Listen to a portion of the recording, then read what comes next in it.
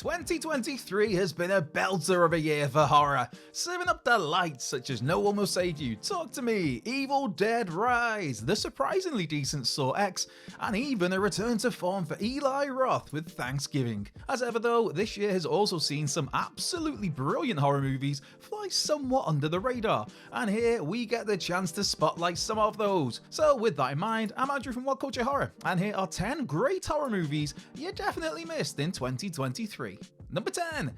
Influencer. Influencer centers around social media guru Madison and her fellow traveler CW, whom she befriends while on holiday. Despite CW's innocent demeanor, it's obvious she covets Madison's glamorous, glorious lifestyle, to the point where she will do anything to become her. With clear social commentary on, well, social media, Influence's first act completely flips the script on what you might have expected, sending the movie off in a fantastic path brimming with some fantastic performances. While so many films have delved into the dangers of the social media age and of having a certain online presence, Influencer is one of the more smart movies to touch on those topics. Even better, the movie can nowadays be found streaming on Shudder. Number 9. Attachment. A nerve-wracking horror romance, Attachment finds former actress Maja falling for Jewish academic Leia, but after Leia becomes ill, suspicions arise that she's possessed by a Jewish demon known as a Dybbuk. Though Attachment takes its time setting things up, it still manages to not feel slow or plodding, as it's constantly developing characters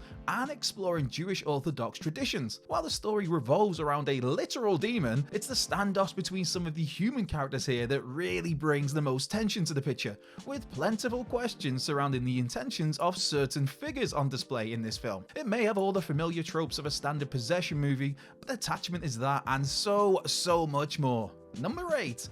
Huesera, the Bone Woman. In Michelle Garza Cervera's literal bone chiller, Valeria is overjoyed when she falls pregnant. But when she's cursed by a spirit, Valeria's friends and family start to avoid her. And as she tries to free herself of this dark force, Valeria manages to push those loved ones even further away, perfectly blending the real stress of being a new parent and the fear of the unknown. This supernatural feature has a tight story, some stunning cinematography, knockout lead performances, and some utterly chilling sound effects that will stay with you long after the film's finished, largely thanks to how the demon of the picture makes its presence known with the grinding, twisted noises of cracking bones. Again, Huesera the Bone Woman is another movie horror hounds can commonly find on Shudder. Number 7. The Blackening. X.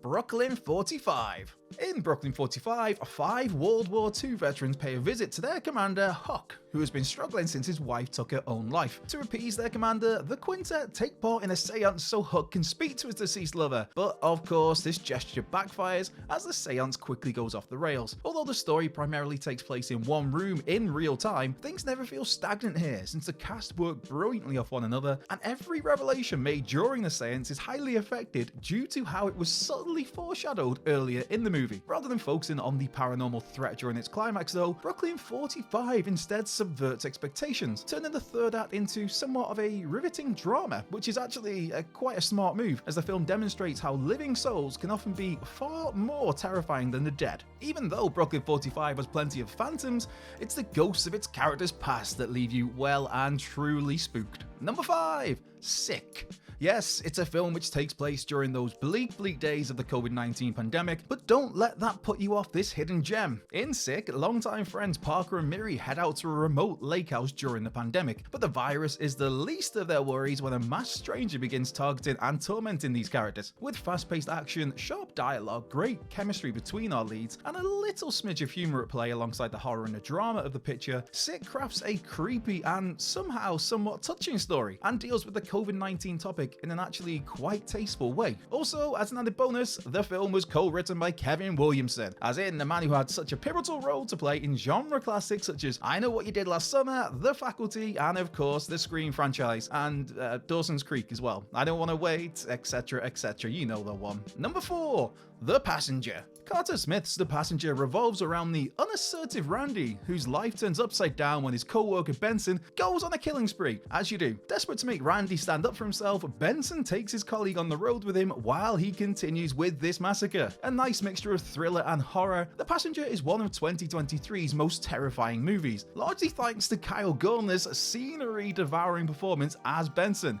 Seriously, viewers are left on the edge of their seat every time that character appears on screen, with Benson always being just a second away from deciding just to, butcher everybody around him. Although the violence is far and between, it's always brutal as and when this violence rears its head, and The Passenger marks director Carter Smith as one to watch in the coming years. Number 3. Sanctuary. A somewhat unique premise, Sanctuary centers on the unfulfilled Hal as he tries to end his relationship with his dominatrix Rebecca. Long story short, this doesn't go particularly well. Despite sounding like some sort of cheesy erotic thriller, Sanctuary is every inch, no pun intended, a psychological chess match of a horror movie that keeps you guessing as to who's really manipulating who. You see, Hal actually gets off on being humiliated, so it's uncertain who's actually in charge of this developing situation, making every scene tense and unpredictable. Sanctuary is proof once again that horror doesn't always have to go big to be great, with a minimalist approach of the movie featuring a small cast and being set largely in just one hotel room, which in itself brings a twisted sense of claustrophobic intimacy. Number 2.